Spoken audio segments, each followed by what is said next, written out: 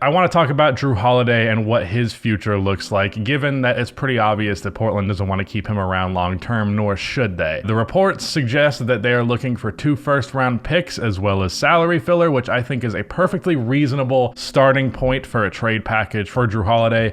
From there, what offer you end up going with ultimately kind of depends on the quality of the picks you're getting as well as the quality of the players you're getting, because in an example like, for example, great sentence structure there. The Celtics are a team that's interested, and they'd more than likely have to move Al Horford in this case. And with that being the case, obviously Portland really has no need for Al Horford, so they can just keep playing this game and flip Al Horford for a first-round pick so long as he's still contributing really well, which I think there's every reason to believe that he can, although he is old, so maybe this is the year where he turns to dust, which is what happens when you get old in the NBA, obviously. Hello everybody, welcome to Os Rusty Bucket. Subscribe to the channel if you have not already, and drop a like on this video. It only takes 1 second and makes a massive difference in how this video performs in the YouTube algorithm. Also, probably not when this video goes out, but very soon after it, episode 6 of my Spurs My NBA series is going out. If you have been following that series and you've been wondering where the new episode is, trust me, didn't quit the series. I just had a bunch of stuff come up and I haven't been able to finish the last like 20% of it that needed getting done. Obviously the Dame trade was a huge thing, but I'm also dealing with a bunch of contractors as I'm getting my house ready to sell. So yeah, with that said, if you're getting just complete non-players and bad contracts that you can't flip again, it's not necessarily as attractive as, again, like an Al Horford, who you could flip on top of getting picks for him. So, who are the teams that are interested? Well, as I just shouted out, the Celtics, obviously. The Heat have some interest. The Clippers have some interest.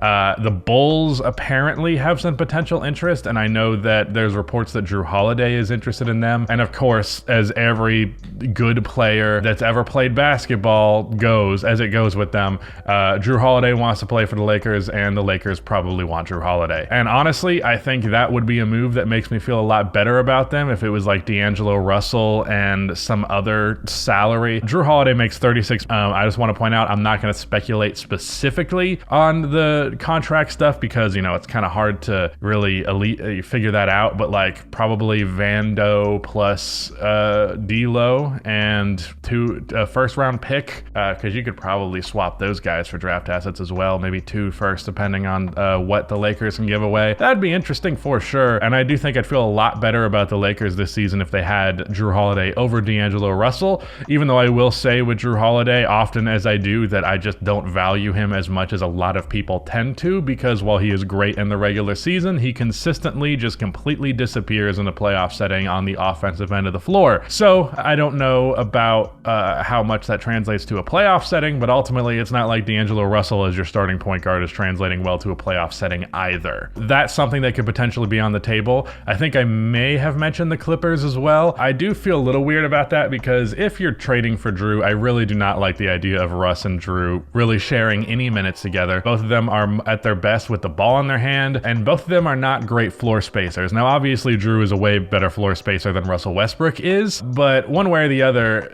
Jrue Holiday is not someone that I trust, again, at least in a playoff setting, to be a catch-and-shoot option. The season that he had last year for the Bucks was phenomenal, and I believe he had his best three-point shooting season as well, and that's all huge, but in the playoffs, fell apart, just as it always does. So when it comes to playoff time and the Clippers have Russ and Jrue on the floor at the same time, and one of them's kicking it out to the other, it's probably going to be ugly. It's probably not going to result well, and you're probably going to be happy as the Clippers opponent that you can bank on those guys just bricking it up from outside. Bricking it up, there's something wrong about that. Outside of that, the Bulls, it does interest me. I understand why people look at that and go, you know, he can do a lot of what Lonzo did plus being a better half-court scorer. A lot of the Bulls' success when they were the first seed in the East after acquiring Lonzo and DeMar in the offseason, a lot of that came because of Lonzo Ball being a ridiculously talented defensive player, a ridiculously talented playmaker, and someone who pushed the pace. Now, I don't know if Jrue is necessarily as big on pushing the pace, but he's definitely a very good defender. Three-point shooting from Lonzo is also a huge thing. The Bulls have been the worst three-point shooting team in the league for basically since DeMar went there, and Lonzo was shooting 7 threes a game on like 43%, and that was absolutely massive, and I don't think Jrue Holiday is going to be able to replicate that, but he's also a better scorer in the half court.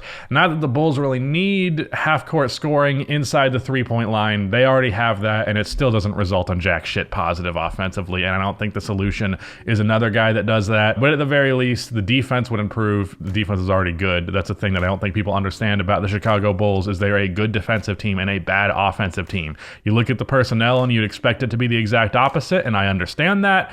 But if you actually look at the team, historically, ever since this core has been together the last 2 years, defense is pretty good, offense is trash. Ever since Lonzo's gone, of course. So with that in mind, I like the idea. I don't love the idea of moving like Patrick Williams for him, for example, because I just fucking know that the moment that Patrick Williams is wearing another team's jersey, he's going to be great and show all of the potential that he had before and start delivering on that potential. And that's going to be my nightmare. At the same time, I saw a tweet the other day, which was a good point, which was if the Bulls are not going to be willing to trade Patrick Williams because he's been treated as untouchable to this point, you can't also then do nothing to help his development or increase his role in the offense in any capacity. Like, you can't just not do anything to make him good, but then treat him like he's very good. Like, if you think he's very good, do something to showcase that. But I'm getting too focused on the Bulls stuff, so I'm trying to, let's step back aside to Jrue Holiday. It makes sense. The Bulls could probably make actually the best offer out of anybody, but I hope they don't do it, because I just think this team needs to blow it up, as I say every time I discuss the Bulls trading for anybody. The Celtics, man, if you can get the defensive presence that Marcus Smart brings, better playmaking than Marcus Smart brings,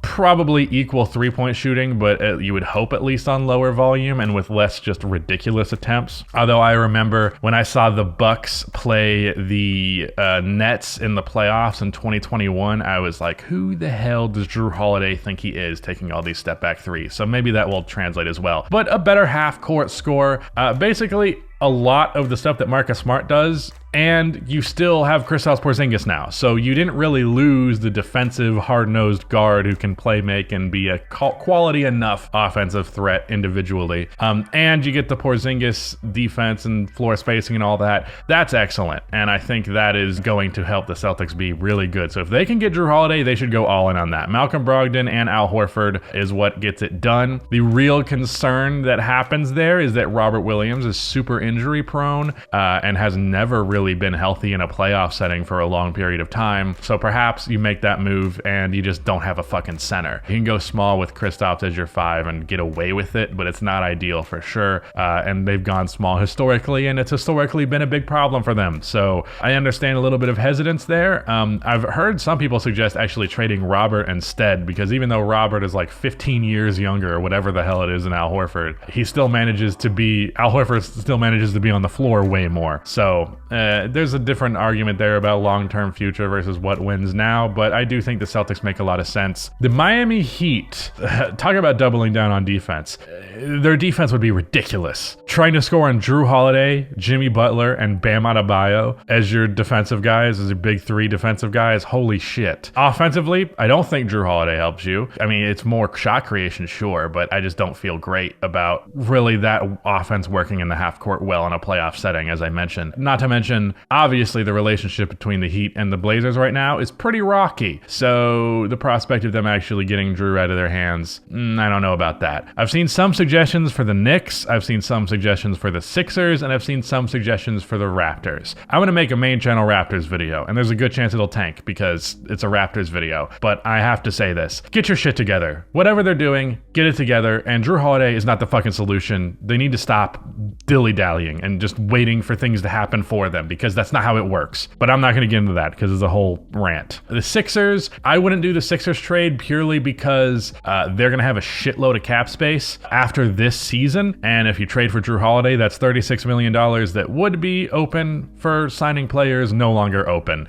And I don't know that Jrue Holiday is a good enough player to really sacrifice that. Granted, this is something that, while I'm not a big advocate for talking directly to your players about the moves that you're going to do, in this case, given what might be on Joel Embiid's mind, you very much need to have that conversation, because you need to be like, look, I understand why you might want to be out of here soon, but in a year we could really just land a home run in free agency and we're right back on top. But we're going to have to not really have that jack shit this year. We're probably not going to be very good this year. We're still a playoff team, but not very good. Or do you want Jrue Holiday, who will help us in the short term, but our long-term future might not work out as well? That's something that you should run by him just to let him know that there's a fucking plan, because if he's just not hearing anything and it looks like all that's going to happen is that they just let James Harden walk, well, that'd be plenty of reason for him to ask for a trade. But yeah, the Knicks thing, I don't really love his fit with Jalen Brunson. I've seen people suggest that that's a good fit, and there's been kind of some discourse about it. I disagree. I think Jalen Brunson needs to be the lead ball handler. I don't think he needs to have secondary ball handling, really, and let RJ do that shit if you really have to. I don't like it. It would also hinder RJ even more, and it's not like the Knicks haven't done enough to hinder